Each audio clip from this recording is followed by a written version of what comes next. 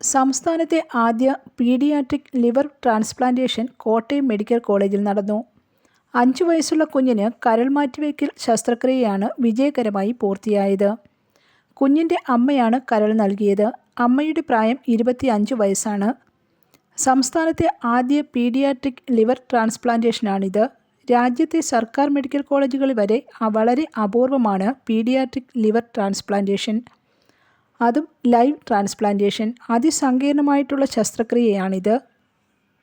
Surgical gastro വിഭാഗം മേധാവി doctor RS സിന്ധുവിൻ്റെ നേതൃത്വത്തിലുള്ള സംഘമാണ് ട്രാൻസ്പ്ലാന്റേഷൻ നടത്തിയത്.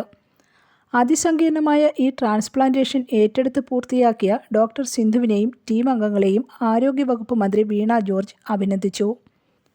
2022 ഫെബ്രുവരിയിലാണ് കോട്ടയം മെഡിക്കൽ കോളേജിൽ സംസ്ഥാനത്ത് സർക്കാർ മേഖലയിൽ ആദ്യമായി ലിവർ ട്രാൻസ്പ്ലാന്റേഷൻ ആരംഭിക്കുന്നത്. News desk press Malayalam.